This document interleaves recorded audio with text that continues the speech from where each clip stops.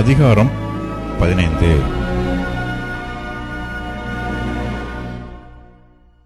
ஏழாம் வருஷத்தின் முடிவிலே விடுதலை பண்ணுவாயாக. விடுதலையின் விபரமாவது, பிறனுக்கு கடன் கொடுத்தவன் எவனும் கர்த்தர் நியமித்த விடுதலை கூறப்பட்டபடியால் அந்த கடனை பிறன் கையிலாகிலும் தன் சகோதரன் கையிலாகிலும் தண்டாமல் விட்டுவிடக் கடவன். அந்நிய ஜாதியான் கையிலே நீ கடனை தண்டலாம், உன் சகோதரனிடத்திலோ உனக்கு வரவேண்டியதை உன் கை விட்டுவிடக் கடவது. எளியவன் உனக்குள் இல்லாதிருக்கும்படியாக இப்படி செய்ய வேண்டும். இன்று நான் உனக்கு கற்பிக்கிற எல்லா கற்பனைகளின்படியும் நீ செய்யும்படி உன் தேவனாகிய கர்த்தரின் சத்தத்தை கவனமாய் கேட்பாயானால், உன் தேவனாகிய கர்த்தர் உனக்கு சுதந்திரிக்கும்படி கொடுக்கும் தேசத்தில் உன்னை மேன்மேலும் ஆசீர்வதிப்பார். உன் தேவனாகிய கர்த்தர் உனக்கு சொன்னபடி உன்னை ஆசீர்வதிப்பதினால் நீ அநேகம் ஜாதிகளுக்கு கடன் கொடுப்பாய், நீயோ கடன் வாங்குவதில்லை. நீ அநேகம் ஜாதிகளை ஆளுவாய், உன்னையோ அவர்கள் ஆளுவதில்லை.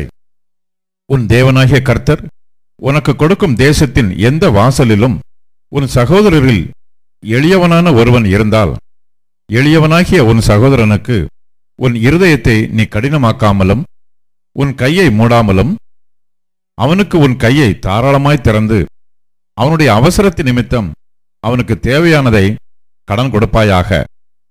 விடுதலை வருஷமாகிய 7ஆம் வருஷம் கிட்டி இருக்கிறதென்று சொல்லி உன் இருதயத்திலே பொல்லாத நினைவு கொண்டு உன் ஏழை சகோதரனுக்கு கொடாமல் மறுத்து அவன் மேல் வன்கண் வைக்காதபடிக்கும் அவன் உன்னை குறித்து கர்த்தரை நோக்கி அபயமிடாதபடிக்கும் எச்சரிக்கையாயிரு. அப்படி செய்வாயானால் அது உனக்கு பாவமாயிருக்கும். அவனுக்கு தாராளமாய் கொடுப்பாயாக. அவனுக்கு கொடுக்கும்போது உன் இருதயம் விசனப்படாதிருப்பதாக. அது நிமித்தமாக உன் தேவனாகிய கர்த்தர் உன்னுடைய எல்லா கிரியைகளிலும் நீ கையிட்டுச் செய்யும் எல்லா காரியங்களிலும் உன்னை ஆசீர்வதிப்பார். தேசத்திலே எளியவர்கள் இல்லாதிருப்பதில்லை. ஆகையால் உன் தேசத்திலே சிறுமைப்பட்டவனும் எளியவனுமாகிய உன் சகோதரனுக்கு உன் கையை தாராளமாய் திறக்க வேண்டும் என்று நான் உனக்கு கட்டளையிடுகிறேன். உன் சகோதரனாகிய எபிரெய புருஷனாகிலும் எபிரெய ஸ்திரீயாகிலும் உனக்கு விலைப்பட்டால் 6 வருஷம் உன்னிடத்தில் சேவிக்க வேண்டும்.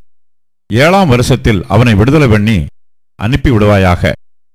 அவனை விடுதலை பண்ணி அனுப்பிவிடும்போது அவனை வெறுமையாய் அனுப்பிவிடாமல் உன் தேவனாகிய கர்த்தர் உன்னை ஆசீர்வதித்ததின்படி உன் ஆட்டு மந்தையிலும் உன் களத்திலும் உன் ஆலையிலும் எடுத்து அவனுக்கு தாராளமாய் கொடுத்து அனுப்பிவிடுவாயாக. நீ எகிப்து தேசத்தில் அடிமையாய் இருந்ததையும் உன் தேவனாகிய கர்த்தர் உன்னை மீட்டுக் கொண்டதையும் நினைவுகூர கடவாய். ஆகையால் நான் இன்று இந்த காரியத்தை உனக்கு கட்டளையிடுகிறேன்.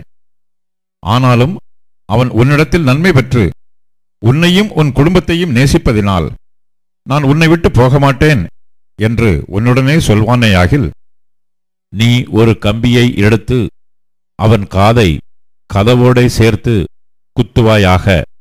பின்பு அவன் என்றைக்கும் உனக்கு அடிமையாய் இருக்க கடவன். உன் அடிமை பெண்ணுக்கும் அப்படியே செய்ய கடவாய். அவனை விடுதலையாக்கி அனுப்பிவிடுவது உனக்கு விசனமாய் காணப்பட வேண்டாம். இரட்டிப்பான கூலிக்கு ஈடாக 6 வருஷம் உன்னிடத்தில் சேவித்தானே. இப்படி உன் தேவனாகிய கர்த்தர் நீ செய்யும் எல்லாவற்றிலும் உன்னை ஆசீர்வதிப்பார். உன் ஆடு மாடுகளில் தலையிற்றாகிய ஆணையெல்லாம் உன் தேவனாகிய கர்த்தருக்கு பரிசுத்தமாக்க கடவாய். உன் மாட்டின் தலையிற்றை வேலை கொள்ளாமலும் உன் ஆட்டின் தலையிற்றை மயிர் கத்தறியாமலும் இருப்பாயாக. கர்த்தர் தெரிந்து கொள்ளும் ஸ்தலத்திலே வருஷந்தோறும் நீயும் உன் வீட்டாருமாய் உன் தேவனாகிய கர்த்தருடைய சன்னதியில் அப்படிப்பட்டவைகளை புசிக்க கடவீர்கள். அதற்கு மூடம் குருடு முதலான யாதொரு பழுது இருந்தால் அதை உன் தேவனாகிய கர்த்தருக்கு பலியிட வேண்டாம். அப்படிப்பட்டதை நீ உன் வாசல்களிலே கலைமானையும் வெளிமானையும் புசிப்பது போல புசிக்கலாம். தீட்டுப்பட்டவனும் தீட்டுப்படாதவனும் அதை புசிக்கலாம். அதன் இரத்தத்தை மாத்திரம் சாப்பிடாமல் அதை தண்ணீரைப் போல தரையிலே ஊற்றிவிடக் கடவாய்.